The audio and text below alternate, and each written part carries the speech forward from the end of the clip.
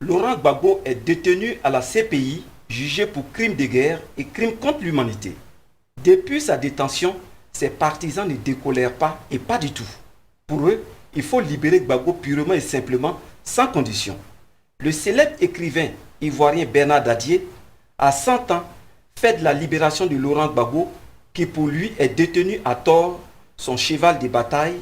Certainement, ce serait le dernier et le meilleur combat de la vie du doyen Bernard Dadier. Sous son initiative personnelle et celle de Kofigo, ancien Premier ministre du Togo, une pétition internationale pour la libération de Laurent Gbagbo est lancée. Cette initiative est appuyée par le FPI version Aboudraman Sangaré.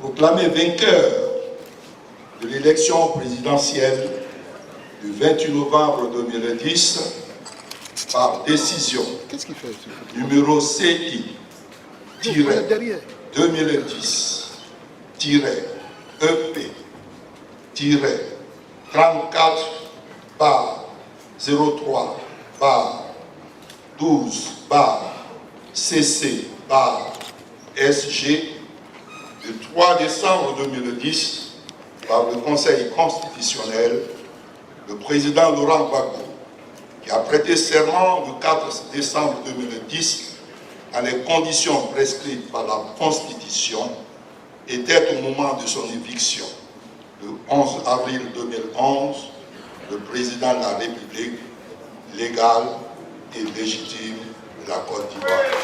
Sans mettre en cause les raisons et les motifs qui ont justifié la décision du Conseil constitutionnel, les organisations internationales font injonction à Laurent Gbagbo de quitter le pouvoir. Une avalanche de sanctions diplomatiques, économiques et militaires s'abat alors sur la Côte d'Ivoire, occasionnant plus de 16 000 morts et plus de 50 000 exilés et déplacés de guerre. Source CDVR sous la direction de Charles Founa Bani. Le lancement de cette pétition était un grand rendez-vous où les nostalgiques de la refondation, amis d'Aboudraman Sangaré, se sont retrouvés pour communier.